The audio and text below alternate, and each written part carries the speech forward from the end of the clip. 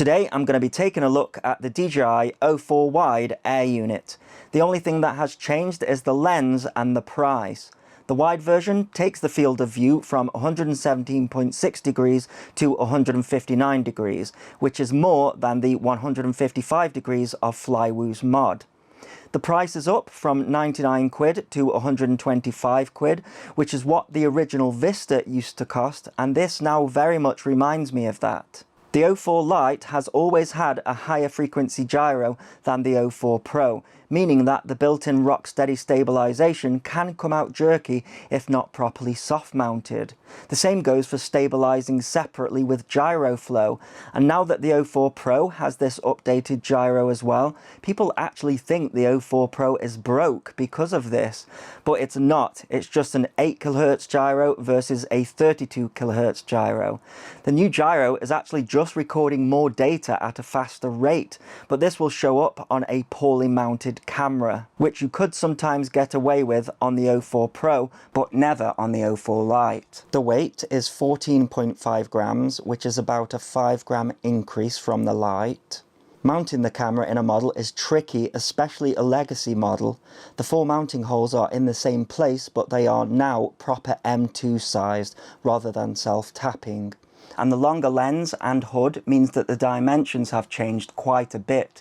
We still have a 14mm width, but it's much longer, and the height of the lens and its hood means that it wouldn't fit in the Wally FPV Lightning 3. However, 14mm means it will fit nicely into 3-inch and above models with room for soft mounting.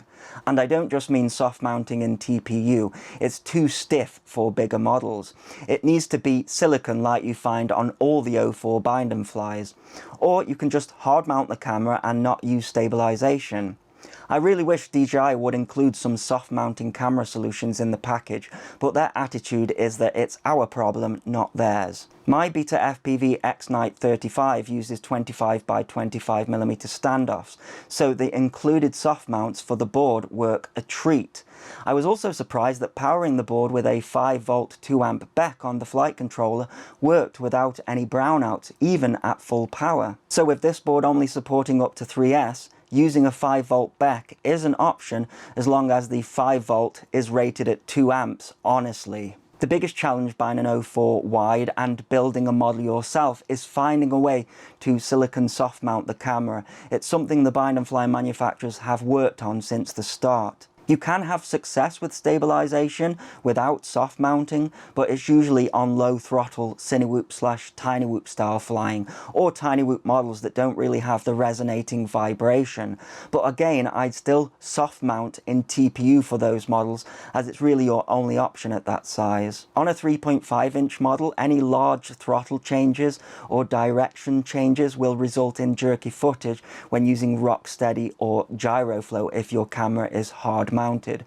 So I would not rely on hard mounting the camera for professional use. You can't really get away with just using 2 screws to mount the camera either. The 4 anchor points are there for a reason, and that's to lock the camera in place for vibration dampening. I'd be surprised if a fix, quote unquote, is ever released for the gyro being more sensitive, because all it's doing is recording more data at a faster rate. It would need a change in the algorithm to bin the extra sensitive data, which I can't see DJI ever doing, as I think their opinion would be to mechanically fix the problem with your model. Gyroflow could have a go at it, but I think it would be difficult to determine what the bad data is when mechanically soft mounting the camera properly, along with a good Betaflight tune, will always fix the problem. You are limited to either 4K 60 recording or 1080p. DJI conveniently left out the useful 2.7K for optimal gyro flow/rock steady use, giving you only 30 minutes of onboard recording at 4K 60 with the internal 23GB storage.